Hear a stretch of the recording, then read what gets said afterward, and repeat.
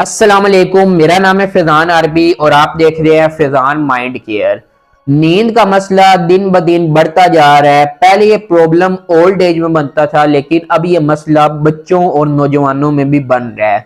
आज हम डिस्कस करेंगे कि नींद का प्रॉब्लम बनता क्यों है, इसके पीछे क्या क्या वजूहात है, आप इसको किस तरह से ट्रीट कर सकते हैं अपने घर में। ठीक है, कुछ ऐसी टेक्निक्स आपको बताऊंगा, कुछ ऐसी नेचुरल रेमेडीज बताऊंगा जिनका इस्तेमाल करके आप नींद के मसले से निजात हासिल कर सकते हैं।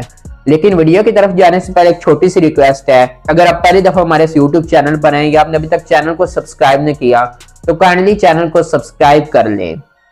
जो पहली वजह है वो हमारा स्केड्यूल खराब होना है। ठीक है, अगर हमारा स्केड्यूल खराब है, हम रात को देर से सोते हैं, देर से उठते हैं, तो इससे हमारा जो नींद है वो डिस्टर्ब होगी। ठीक है, हमारे जो हार्मोन्स हैं जो रात के टाइम रिलीज होते हैं वो रिलीज होना बंद हो जाएंगे, जैसे कि मेलाटोनिन वगैरह। ठीक है, सबसे पहले तो आपने अपना स्केड्यूल ठीक करना है। रात को टाइम से सोना है, 10 बजे आपने सोना है और सुबह 5 बजे उठना है।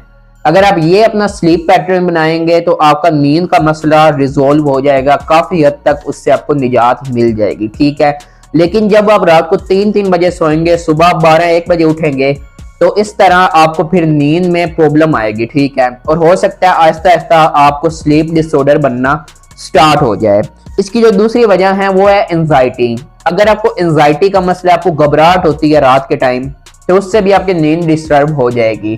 और ये देखा गया है कि जो लोग एंजाइटी के पेशेंट होते हैं, जनरलाइज्ड एंजाइटी डिसऑर्डर जिनको होता है, वो ज्यादातर स्लीप डिसऑर्डर से भी सफर कर रहे होते हैं। ठीक है, इसकी जो दूसरी वजह है वो नींद है। आपने देखा होगा कि जब आप साइकेट्रिस्ट के पास जाते हैं अपना नींद का मसला लेकर, तो वो आपको एंटी एंजाइटी मेडिसिन देते हैं, एंटी साइकोटिक मेडिसिन देते हैं, जो कि एंजाइटी के लिए इस्तेमाल होती हैं। ठीक है, वो इसलिए दी जाती हैं कि जब आपका एंजाइटी का मसला ठीक हो जाता है तो ऑटोमेटिकली आपका नींद का मसला भी ठीक हो जाता है। ठीक है, लेकिन आपने परेशान नहीं होना, मैं आपको नेचुरल तरीके बताऊंगा जिनसे आप एंजाइटी के मसले से भी निजात हासिल कर सकते हैं।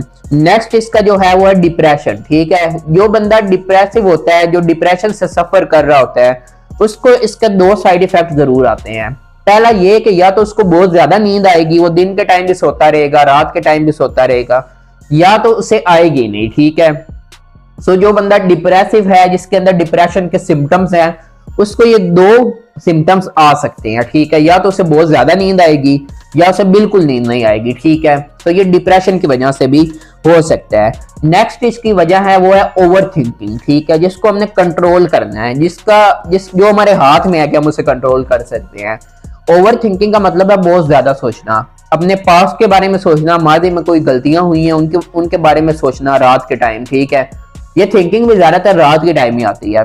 इसके बाद अपने फ्यूचर के बारे में सोचते रहना, परेशान रहना कि ये हो जाएगा, आगे ये हो जाएगा, इसके बारे में परेशान जब रहेंगे, सोचते सोचते सोचते आपकी पूरी रात गुजर जाएगी। ठीक है, जो इसका जो वजह है ना वो ओवर थिंकिंग है। ठीक है, इसकी जो नेक्स्ट वजह है ना, जो मुझे काफी ज्यादा मतलब इसकी मेन वजह लग रही है अभी जो बढ़ रहा है ये इसका, वो है PTSD, post traumatic stress disorder. ठीक है, अब पोस्ट ट्रॉमेटिक स्ट्रेस डिसऑर्डर क्या होता है, माजी में आपके साथ कोई सदमा हुआ है, ब्रेकअप हुआ है आपका, या आपकी डाइवोर्स हुई है, कोई प्यारा मर गया है, तो ये आपकी नींद के ऊपर काफी ज्यादा डिस्टरबेंस क्रिएट कर सकता है, जो कि PTSD जिसको हम कहते हैं, अपने साइकोलॉजी की लैंग्वेज में हम PTSD कहते हैं, साइकेट्री में इसको PTSD के नाम से बुलाया जाता है।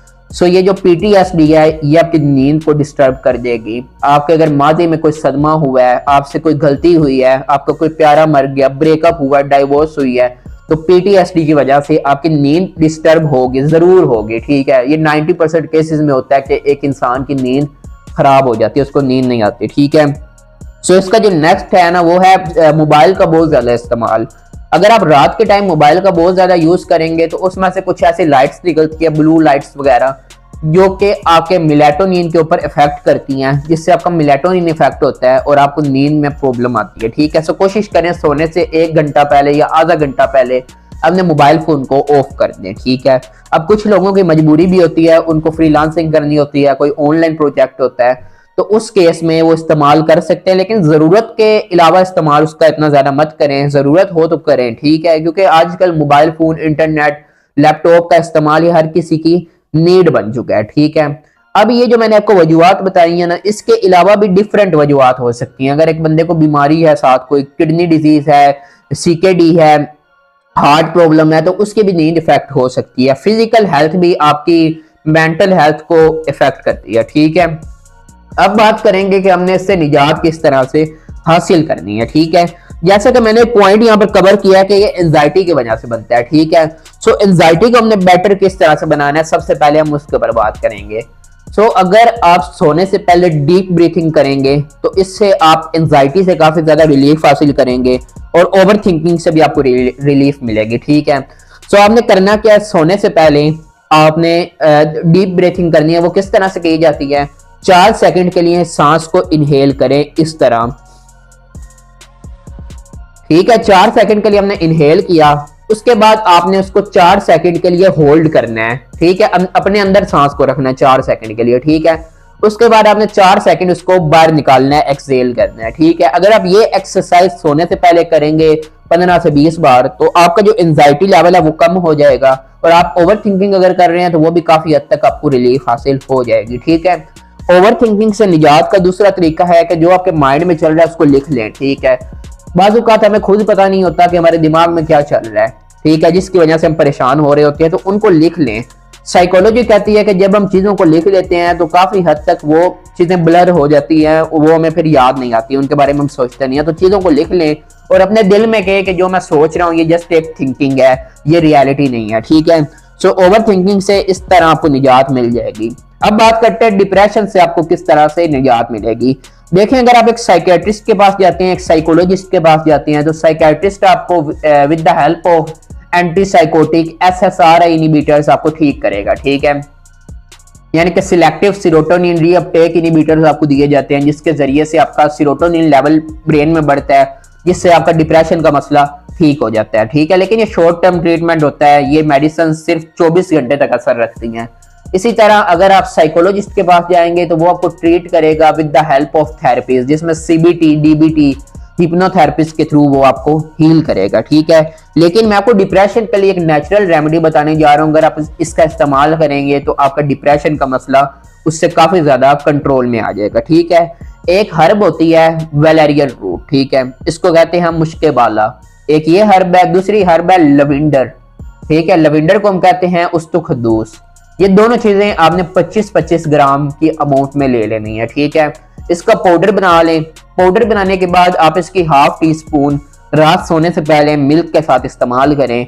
आपका नींद का मसला भी इससे काफी हद तक कंट्रोल में आ जाएगा और आपकी डिप्रेसिव सिम्टम्स भी कम हो जाएंगे, ठीक है। अगर आपके अंदर डिप्रेशन के सिम्टम्स हैं, उदासी की कैफियत है, तो वो इससे कम हो जाएगी, ठीक है। उसके बाद हम बात करेंगे PTSD के बारे में कि हम PTSD को किस तरह से कंट्रोल में लेके आ सकते हैं। अगर आपका कोई माजी में ट्रोमा हुआ है, पोस्ट ट्रोमेटिक स्ट्रेस डिसऑर्डर से आप सफर कर रहे हैं, तो उससे आप किस तरह से बाहर आ सकते हैं। देखिए, अगर आप एक साइकेट्रिस्ट के पास जाएंगे तो वो आपके सिम्टम्स को देखते हुए आपको मेडिसिन दे देगा, ठीक है।